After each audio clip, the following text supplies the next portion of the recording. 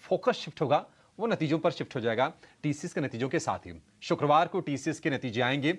नतीजों में क्या फोकस में रहेगा, आंकड़े किस तरह से निकल के आएंगे, ये बताने के लिए पूजा के पास ही चलते हैं। पूजा हमारे साथ बड़ी हुई है। पूजा बताइए, टीसीएस क्या उम्मीदें हैं, क्या अनुमान है? जी, टीसीएस के नतीजे अच्छे रह सकते हैं, स्पेशली ऑर्डर के फ्रंट पर। ऑर्डर पाइपलाइन काफ़ी अच्छी नज़र आ रही है। एक-एक करके आपके सामने अगर अनुमान रखें तो डॉलर टर्म्स में जो आय है उसमें 1.3% की ग्रोथ देखने को मिल सकती है।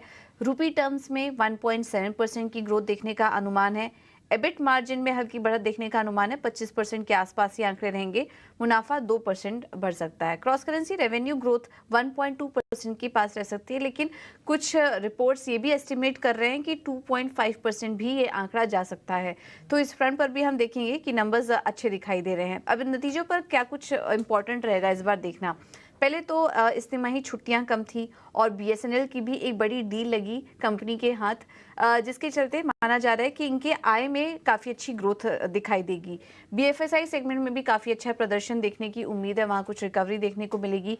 इनका जो मैन्युफैक्चरिंग सेगमेंट है वहाँ से भी अच्छी ग्रोथ देखने का अनुमान है। और जो न्यू डील्स हैं, नई डील हैं, उसका आंकड़ा भी इस बार मजबूत रह सकता है। तो ऑर्डर पाइपलाइन हम देखेंगे कि काफ़ी स्ट्रांग रहेगी। ये तो बात हुई चौथी तिमाही की, लेकिन इस तिमाही में आउटलुक काफ़ी इंपॉर्टेंट होगा कि FY25 के लिए, अब अगले साल के लिए कंपनी किस तरह की ऑर्डर पाइपलाइन देख रही है। एआई के फ्रंट पर क्या कुछ कमेंट्स निकल कर आ रहे हैं, हायरिंग और एट्रिशन के फ्रंट पर नंबर्स कैसे दिखाई दे रहे हैं, इन सब आंकड़ों पर नज़र रहेगी।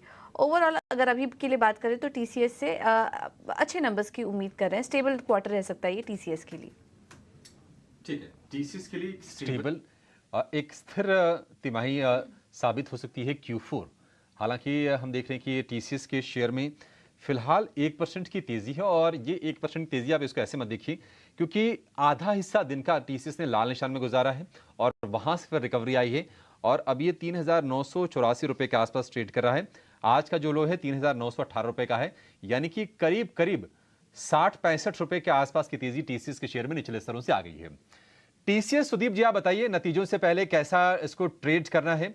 हालांकि शुक्रवार को भी दिन का सत्र बाकी रहेगा, क्योंकि नतीजे तो बाजार बंद होने के बाद आएंगे। किस तरह से ट्रेड करना है इसको?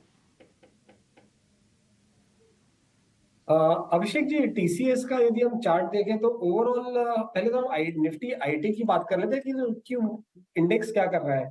अगर हम निफ्टी आईटी इंडेक्स की बात करें तो इंडेक्स पिछले 1.5-2 महीने से एक डाउन ट्रेंड में है। जो इंडेक्स का एक सपोर्ट जोन था 36,200 का, अब इंडेक्स उसके नीचे पिछले 10-12 दिन से सस्टेन भी कर रहा है। जो 10 और 20 दिन की एक्सपोनेंशियल मूविंग एवरेजेस भी है, ये उसी के नीचे पिछले 10-11 दिन से सस्टेन कर रहा है। और वहीं पे एक गैप एरिया भी है जो 35,400 के करीब है, 35,500 के करीब है, 500 550 के करीब है। तो मुझे लग रहा है जब तक ये 35,600 का जो लेवल है निफ्टी आईटी पे वो क्रॉस नहीं होता है, 20 दिन का एक्सपोनेंशियल मूविंग एवरेज भी वहीं पे वो क्रॉस नहीं होता है, तब तक मुझे लग रहा है कि थोड़ा कंसोलिडेट और कर सकता है।